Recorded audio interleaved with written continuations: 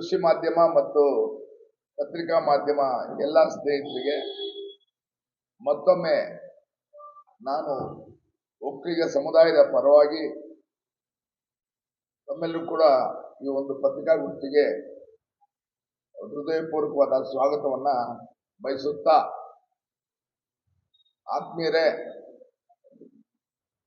ತಮಗೆಲ್ಲ ಗೊತ್ತಿದೆ, ಕಳೆದ 15 ವರ್ಷಗಳ ಹಿಂದೆ ಬಹುಶಃ 2010-11ರಲ್ಲಿ ಕಾಂತರಾಜ್ ವರದಿ ಎನ್ನುವ ಒಂದು ಆಯೋಗವನ್ನು ರಚನೆ ಮಾಡಿ ಆಗಿನ ಸರ್ಕಾರ ಎಲ್ಲ ಸಮುದಾಯಗಳ ಸಾಮಾಜಿಕ ಶೈಕ್ಷಣಿಕ ಮೀಸಲಾತಿಯ ಬಗ್ಗೆ ಒಂದು ವರದಿಯನ್ನು ಕೊಟ್ಟಿದ್ರು. ಆ ವರದಿಯನ್ನ ನಾವು ರಾಜ್ಯ ಒಕ್ಕಲಿಗ ಸಂಘದಲ್ಲಿ ಕರೆಸಿ ಪರಿಶೀಲನೆ ಮಾಡಿ ಅದು ಬಹಳಷ್ಟು ಅವೈಜ್ಞಾನಿಕವಾಗಿ ಆ ವರದಿಯನ್ನ ತಯಾರು ಮಾಡಿದ್ರು. ಕಾಂತರಾಜ್ ಆಯೋಗ ವರದಿಯು ಇದು ಸರಿ ಇಲ್ಲ,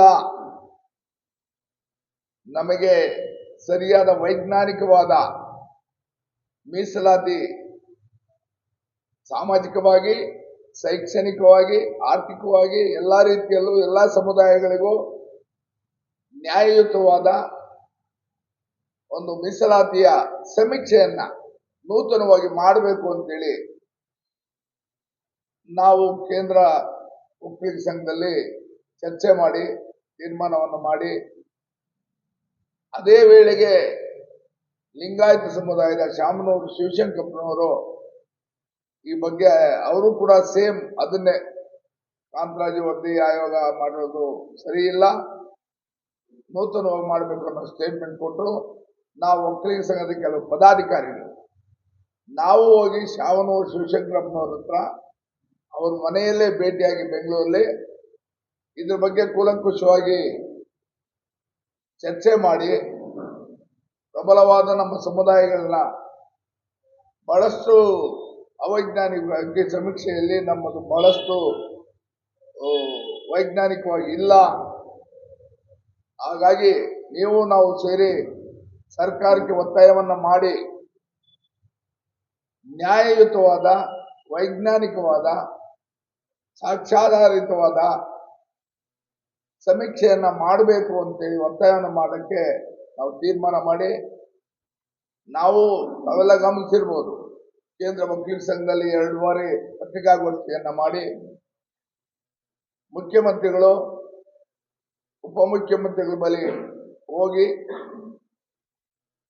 ರಾಜ್ಯ ಒಕ್ಕಲಿಗ ಸಂಘದಿಂದ ಲಿಂಗಾಯತ ಸಮುದಾಯದಿಂದ ಒಂದು ಮನವಿಯನ್ನ ಅರ್ಪಣೆ ಮಾಡಿ ನೂತನವಾಗಿ ಹೊಸ ಜಾತಿ ಸಮೀಕ್ಷೆ ಮಾಡಬೇಕು, ಎಲ್ಲ ಸಮುದಾಯಗಳಿಗೆ ಅವರ ಸಂಖ್ಯೆ ಅನುಸಾರವಾಗಿ ಶೈಕ್ಷಣಿಕ ಸಾಮಾಜಿಕ ನ್ಯಾಯ ಎಲ್ಲ ಸಮುದಾಯಗಳಿಗೆ ನ್ಯಾಯ ದೊರಕಿಸ್ಕೊಡ್ಬೇಕು ಅನ್ನೋ ರೀತಿಯಲ್ಲಿ ನಾವೊಂದು ಮನವಿಯನ್ನ ಅರ್ಪಿಸಿದ್ವಿ.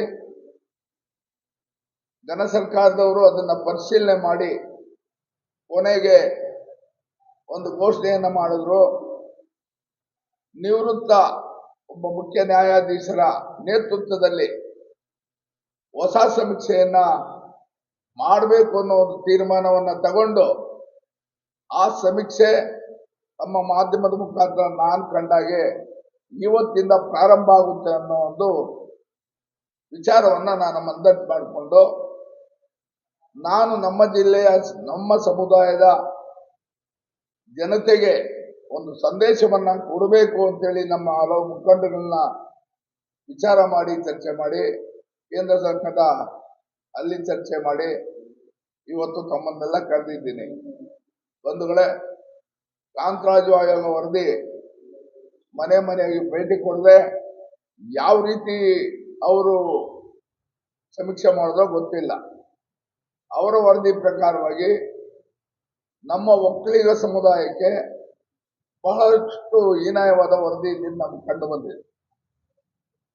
ಇವತ್ತು ನಾವು ಏನು ಮುಖ್ಯ ನ್ಯಾಯಾಧೀಶರು ನಾಯಕತ್ವದಲ್ಲಿ ಇವತ್ತಿಂದ ಸಮೀಕ್ಷೆ ಪ್ರಾರಂಭ ಆಗ್ತದೆ, ಅದು ಎಲ್ಲ ಸಮುದಾಯಗಳಿಗೆ, ನಾನು ಬರೀ ಒಕ್ಕಲಿಗರದು ಲಿಂಗಾಯತ ಕೇಳ್ತಿಲ್ಲ, ಎಲ್ಲ ಸಮುದಾಯವರೆಗೂ ಸಾಮಾಜಿಕವಾಗಿ ಶೈಕ್ಷಣಿಕವಾಗಿ ಆರ್ಥಿಕವಾಗಿ ನ್ಯಾಯ ಒದಗಬೇಕು ಅನ್ನೋ ಒಂದು ಒತ್ತಾಯವನ್ನ ಸರ್ಕಾರಕ್ಕೆ ಮತ್ತು ಏನು ಸಮೀಕ್ಷೆ ಮಾಡ್ತಾ ಇದ್ದಾರೆ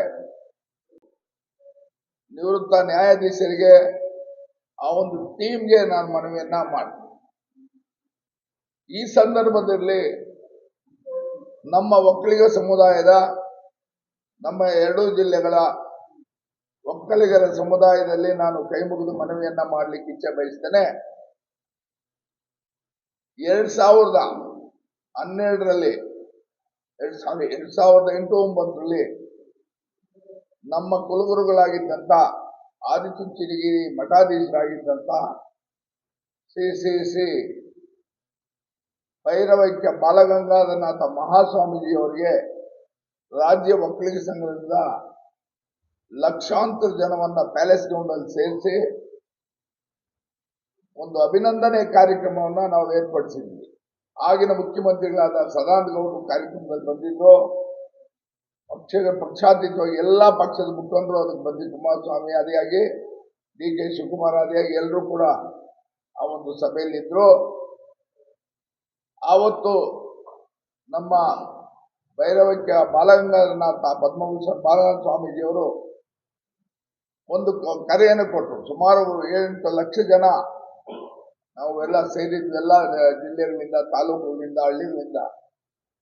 ಅವರು ಒಂದು ಸಂದೇಶವನ್ನ ನಮ್ಮ ಸಮುದಾಯಕ್ಕೆ ಕೊಟ್ಟರು. ಒಕ್ಕಲಿಗ ಸಮುದಾಯ ಬೆವರು ಸುರಿಸಿ ಸಮಾಜದ ಸರ್ವ ವರ್ಗಕ್ಕೂ ಸರ್ವ ಸಮುದಾಯಗಳಿಗೂ ಅನ್ನವನ್ನು ಕೊಡುವ ಒಂದು ವರ್ಗ. ಇವತ್ತು ಅವಕ್ಕೆ ಎಲ್ಲ ವಿಧದಲ್ಲೂ ಕೂಡ ವಂಚಿತರಾಗಿದ್ದಾರೆ. ಯಾವತ್ತು ನೀವು ಒಗ್ಗಟ್ಟಾಗೋದಿಲ್ವೋ ಅದುವರೆಗೂ ನಿಮ್ಗೆ ನ್ಯಾಯ ಒದಗಲ್ಲ ಅನ್ನೋ ಒಂದು ಮಾತನ್ನ ಹೇಳಿದ್ರು.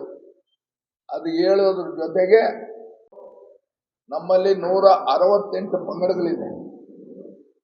ಉದಾಹರಣೆಗೆ ಮನಸೊಕ್ಕಲಿಗ, ಗಗನಕಾಲ ಒಕ್ಕಲಿಗ, ಕುಂಚಿತ ಒಕ್ಕಲಿಗ, ಮುಳ್ಳೊಕ್ಕಲಿಗ, ದಾಸೊಕ್ಕಲಿಗ, ಬಂಟೊಕ್ಕಲಿಗ, ಕಮ್ಮೊಕ್ಕಲಿಗ, ಒಡ್ತೊಕ್ಕಲಿಗ, ಹೊಸದವ್ರ ಒಕ್ಕಲಿಗ, ಈ ತರ ಅನೇಕ 168 ಉಪ ಪಂಗಡಗಳಿದೆ. ಅದಕ್ಕೆ ಅವತ್ತು ಹೇಳಿದ್ರು, ನೀವು ಜಾತಿ ಸಮೀಕ್ಷೆಯಲ್ಲಿ, ಆಮೇಲೆ ನಾವು ಕೇಂದ್ರ ಸಂಘದಲ್ಲೂ ಚರ್ಚೆ ಮಾಡೋ ಸಲುವಾಗಿ ಜಾತಿ ಸಮೀಕ್ಷೆಯಲ್ಲಿ ಮೊದಲನೇದು ಬಂದು ಕೇಳಿದಾಗ ನಿಮ್ಮ ರಾಷ್ಟ್ರೀಯತೆ ಭಾರತೀಯ, ನಿಮ್ಮ ಧರ್ಮ ಹಿಂದೂ ಧರ್ಮ. ನಾನು ಒಕ್ಕಲಿಗ ಸಮುದಾಯ ಮನವಿಯನ್ನ ಮಾಡ್ತೇನೆ ಕೈ ಮುಗಿದು, ನಿಮ್ಮ ಜಾತಿ ಒಕ್ಕಲಿಗ. ಅಲ್ಲಿ ನಾನು ಒಕ್ಕಲಿಗ, ನೀನು ಕುಂಚಿತ ಒಕ್ಕಲಿಗ, ನೀನು ಇನ್ನೊಬ್ಬ ಒಕ್ಕಲಿಗ ಅನ್ನೋ ಪ್ರಶ್ನೆ ಇಲ್ಲ. ಮೊದಲನೇದಾಗಿ ನಾನು ಒಕ್ಕಲಿಗ ಅನ್ನೋ ಒಂದು ಮಾತನ್ನ ಹೇಳಬೇಕು ಅಂತ ಕೈ ಮುಗಿದು ನನ್ನ ಸಮುದಾಯದ ಎಲ್ಲರಿಗೂ ಮನವಿಯನ್ನ ಈ ಮೂಲಕ ಜಾತಿ ಗಂಟೆ ಇವತ್ತಿಂದ ಪ್ರಾರಂಭ ಆಗ್ತಾ ಇದೆ. ನಾವು ಒಕ್ಕಲಿಗ ಅನ್ನೋದು ಒಂದು ಹೇಳಬೇಕು. ಆಮೇಲೆ ಅದರಲ್ಲಿ ಕಾಲಮ್ಗಳಿರ್ತದೆ, ಉಪಜಾತಿನೋ ಅಥವಾ ಪಂಗಡನೋ ಇನ್ನೊಂದೋ ಮತ್ತೊಂದಿದೆ. ಆಗ್ಬೇಕಾದ್ರೆ ಬ್ರಾಕೆಟ್ ಅಲ್ಲಿ ಇರೋ ಇದಕ್ಕೆ ಪಂಗಡಕ್ಕೆ ನೀನು ಮರ್ಸೋ, ನೀನು ಏನಿದೆಯೋ ಅದನ್ನು ಬರ್ಸ್ಕೋಬಹುದು. ಆ ಒಂದು ವಿಚಾರವಾಗಿ ಅದೇ ರೀತಿಯಾಗಿ ಎಲ್ಲಾ ಜಾತಿಗಳವರೆಗೂ ಒಕ್ಕಲಿಗ ಅಂದ್ರೆ ಅನ್ನದಾತ, ಒಕ್ಕಲ್ತನ ಮಾಡೋರೆಲ್ಲ ಒಕ್ಕಲಿಗರೇ. ನಾಯಕರಿರ್ಬೋದು, ಇನ್ನೊಬ್ರು ಇರ್ಬೋದು, ಒಕ್ಕಲ್ತನ ಮಾಡೋರೆಲ್ಲ ಬ್ರಾಹ್ಮಣರು ಇರ್ಬೋದು, ಎಲ್ರು ಕೂಡ ಒಕ್ಕಲಿಗರೇ. ಅವ್ರೆಲ್ರಿಗೂ ಕೂಡ ವಿಶೇಷವಾಗಿ ಒಕ್ಕಲ್ತನ ಮಾಡೋರಿಗೆ ಸರಿಯಾದ ರೀತಿಯಲ್ಲಿ ಇವತ್ತು ಬಹಳಷ್ಟು ವಂಚಿತರಾಗಿದ್ದಾರೆ ಶೈಕ್ಷಣಿಕವಾಗಿ. ಯಾಕಂದ್ರೆ ವರದಿ ಸರಿಯಾಗಿಲ್ಲ. ಅಲ್ಲಿ ನಮ್ಮ ಅಂದಾಜಿನ ಪ್ರಕಾರ ಬಹಳಷ್ಟು ಹಿಂದೆ ಇರುವಂತ ತಾಂತ್ರಾಜಾಯಗಳು ನಮ್ಗೆ ಕಂಡು ಬಂದಿತ್ತು. ಸಮುದಾಯದವರು ಸಮೀಕ್ಷೆಯಲ್ಲಿ ಮುಂಚೂಣಿಯಲ್ಲಿರೋದನ್ನ ತೋರಿಸಿದ್ದಾರೆ. SC ಇರ್ಬೋದು, ST ಇರ್ಬೋದು, BC ಇರ್ಬೋದು, ಎಲ್ರಿಗೂ ಕೂಡ ಈ ಮೂಲಕ ನ್ಯಾಯ ಒದಗಿಸ್ಕೊಡ್ಬೇಕು ಅಂತ ತನ್ಮೂಲಕ ನಾನು ಮನವಿಯನ್ನ ಮಾಡ್ತೇನೆ.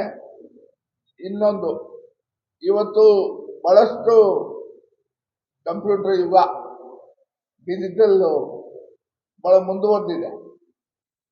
ಎಲ್ಲ ಕೂಡ ನಾವು ಆನ್ಲೈನ್ ಡಿಜಿಟಲ್ ಏನು ಮನೆಗೆ ಹೋಗ್ತಾರೆ ಸಮೀಕ್ಷೆ ಮಾಡಬೇಕಾಗಿದ್ರೆ ಅದು ರೆಕಾರ್ಡ್ ವಿತ್ ಸಾಕ್ಷಿ.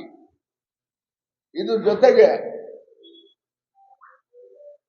ಜೊತೆಗೆ ಏನು ನಿವೃತ್ತ ನ್ಯಾಯಾಧೀಶರ ಮತ್ತು ಅವ್ರ ತಂಡದಲ್ಲಿ ಅದೇನೋ ಒಂದು ಅದಕ್ಕೆಲ್ಲಾನು ತಯಾರು ಮಾಡ್ಕೊಂಡಿದೆ ಸರ್ಕಾರ. ಯಾವ ರೀತಿ ಮಾಡಬೇಕು, ಏನ್ ಮಾಡಬೇಕು, ಯಾರ್ಯಾರು ಒಗ್ಗೂಡಿಸ್ಕೊಳ್ಬೇಕು, ಎಷ್ಟು ಊರಿಗೆ ಎಷ್ಟು ಜನ ಅನ್ನೋದೊಂದು ಟೀಮ್ ವರ್ಕ್ ಮಾಡ್ಕೊಂಡಿದ್ದಾರೆ. ಅದು ನ್ಯಾಯಸಮ್ಮತವಾಗಿರ್ಬೇಕು, ವೈಜ್ಞಾನಿಕವಾಗಿರ್ಬೇಕು, ಸಾಕ್ಷ್ಯಾಧಾರಗಳಿರ್ಬೇಕು. ನಮ್ಮ ಈಗಿನ ಆದಿಚುಂಚನಗಿರಿ ಪೀಠಾಧ್ಯಕ್ಷರಾದ ನಿರ್ಮಲಾನಂದನಾಥ ಮಹಾಸ್ವಾಮಿಜಿಯವರು ನಮಗೊಂದು ಮಾರ್ಗದರ್ಶನ ನೀಡಿದ್ದಾರೆ. ನೀವು ರಾಜ್ಯ ಒಕ್ಕಲಿಗ ಸಂಘದವರು, ನೀವು ಕೂಡ ಒಂದು ಕಂಪ್ಯೂಟರ್ದು ಏನೋ ಹೇಳಿದ್ರು, ಅದನ್ನು ರೆಡಿ ಮಾಡಿ ಅದ್ರ ಮುಖೇನ ನೀವು ಕೂಡ ಒಂದು ಪ್ರತಿ ಇದಕ್ಕೂ ಹೋಗಿ ಒಂದು ಸಮೀಕ್ಷೆಯನ್ನ ಮಾಡಿ ಅನ್ನೋ ಒಂದು ಆದೇಶವನ್ನ ಕೂಡ ಕೊಟ್ಟಿದ್ದಾರೆ. ಕಳೆದ ವಾರ ನಾವು ಮೀಟಿಂಗ್ ಮಾಡಿದಾಗ ಅದು ಚರ್ಚೆ ಕೂಡ ಆಗಿದೆ. ಆ ಮೂಲಕ ನಾವು ಕೂಡ ಆ ಒಂದು ಸಮೀಕ್ಷೆಯನ್ನ ಮಾಡೋ ಒಂದು ಕಾರ್ಯವನ್ನ ಹಂತ ಹಂತವಾಗಿ ನಾವು ತಗೊಳ್ಳೋ ತೀರ್ಮಾನವನ್ನ ಮಾಡಿದ್ದೇವೆ. ಹಾಗಾಗಿ ಈ ಮೂಲಕ ತಾವು ದಯಮಾಡಿ ನ್ಯಾಯಯುತವಾದ ವೈಜ್ಞಾನಿಕವಾದ ಸಮೀಕ್ಷೆ ಆಗಿರ್ಲಿ, ಎಲ್ಲ ಸಮುದಾಯದವರು ಏನು ಧರ್ಮವಾಗಿ ನ್ಯಾಯವಾಗಿ ಸತ್ಯ, ಆ ಸಮೀಕ್ಷೆ ಸತ್ಯವಾಗಿರ್ಲಿ, ಅದು ಯಾವುದೇ ಕಾರಣ ಕಲಬೆರಕೆ ಆಗಿರಬಾರ್ದು. ಇಂಥ ಗ್ರಾಮದಲ್ಲಿ ಇಷ್ಟು ಜನ ಒಕ್ಕಲಿಗರಿದ್ದಾರೆ, ಅವರಲ್ಲಿ ಇಷ್ಟು ವಿದ್ಯಾಭ್ಯಾಸ ಅಂತವ್ರೆ, ಅದು ಎಲ್ಲ ಸಿಕ್ಕೋಗುತ್ತೆ. ಇಷ್ಟು ಉದ್ಯೋಗದಲ್ಲಿದ್ದಾರೆ, ಇಷ್ಟು ಜನ ಸರ್ಕಾರಿ ಉದ್ಯೋಗದಲ್ಲಿದ್ದಾರೆ, ಇಷ್ಟು ಜನ ಖಾಸಗಿ ಉದ್ಯೋಗದಲ್ಲಿದ್ದಾರೆ,